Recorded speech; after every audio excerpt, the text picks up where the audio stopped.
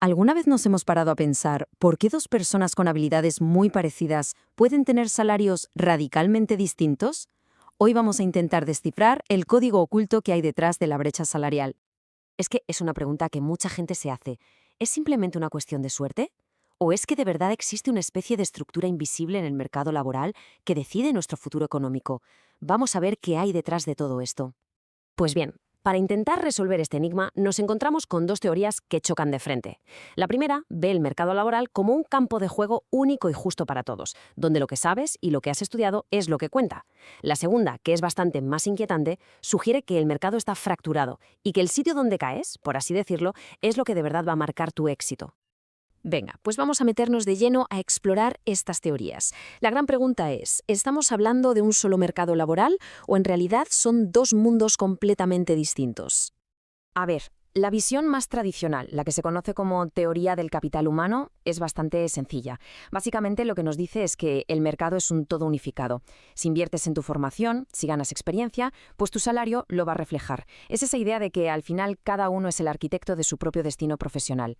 Pero claro, luego llega la otra cara de la moneda, la teoría de la segmentación. Y esta visión es bastante más rompedora.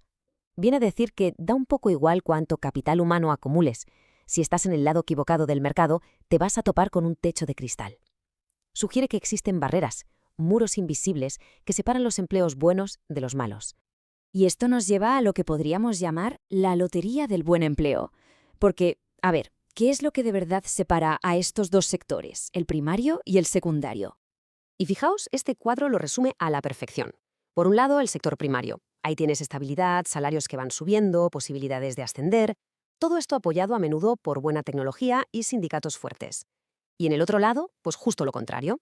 El sector secundario es el mundo de la inestabilidad, de los sueldos estancados y de no tener a dónde ir. Son literalmente dos universos laborales paralelos. Vale, vamos ahora con la conexión entre el tamaño de la empresa y el salario. Y para buscar pruebas, vamos a abrir un caso de estudio muy concreto, el mercado laboral de Colombia en los años 90.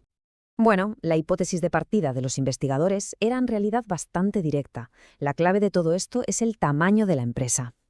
La idea es que las empresas más grandes, al ser más eficientes y producir a mayor escala, simplemente pueden permitirse pagar mejores sueldos. Esto, en pocas palabras, es lo que se conoce como economías de escala. Y para demostrarlo, la verdad es que siguieron un método bastante ingenioso. Lo que hicieron fue, primero, agrupar a todos los trabajadores según el tamaño de la empresa para la que trabajaban.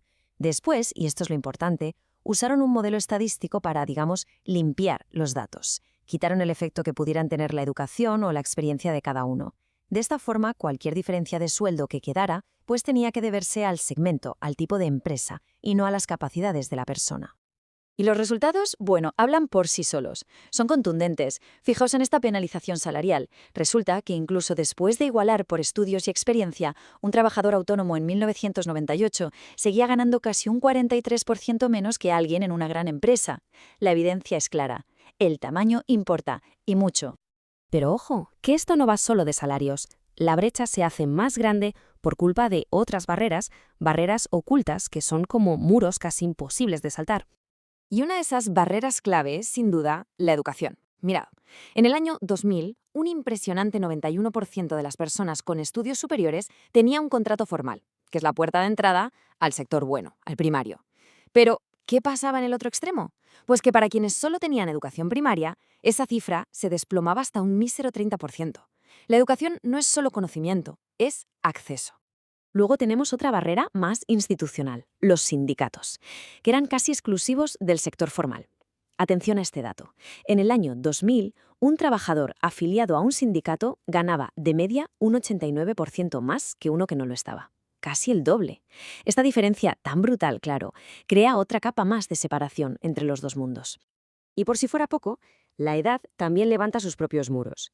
Parece que los mejores puestos, los del sector formal, se concentran en los adultos en su momento de máxima productividad. Y mientras, ¿qué pasa con los más jóvenes y los más mayores? Pues que en su mayoría quedan relegados al sector informal, que acaba funcionando como una especie de sala de espera para entrar al mercado o directamente como la puerta de salida. Así que con todo esto sobre la mesa, llegamos al momento del veredicto. ¿Qué nos dicen todas estas pruebas sobre si el mercado está realmente dividido? Pues los autores del estudio lo tienen clarísimo. La conclusión es que la evidencia apoya y de forma muy sólida la teoría de la segmentación. O sea que las diferencias de sueldo no se explican solo por lo que cada uno sabe o ha estudiado. Están muy influenciadas por barreras estructurales, donde el tamaño de la empresa y la tecnología que usa son los factores que mandan. Así que la conclusión principal es esta. Esa idea de un mercado laboral único y competitivo es más un mito que una realidad. La realidad es que dónde trabajas puede llegar a ser tan o más importante que las habilidades que tengas. El tamaño de la empresa crea esos muros tecnológicos y económicos que o bien potencian o bien limitan el valor de una persona. Y esos muros, desde luego, son muy reales. Y ya para terminar, la gran pregunta, ¿por qué nos importa todo esto hoy? Porque, a ver, aunque este estudio sea de los años 90, las lecciones que nos deja son más relevantes que nunca en la economía actual. Y todo esto nos deja con una pregunta final, una reflexión. Si el tamaño de las empresas y la tecnología crearon estas divisiones en el pasado, ¿qué está pasando ahora? Pensemos en los gigantes tecnológicos globales que tenemos por un lado y en la explosión de la llamada gig economy o economía de plataformas por el otro. ¿Será que estamos asistiendo a la creación de nuevos segmentos con muros todavía más altos y más difíciles de saltar? Parece que la historia de los dos salarios está muy lejos de haber terminado.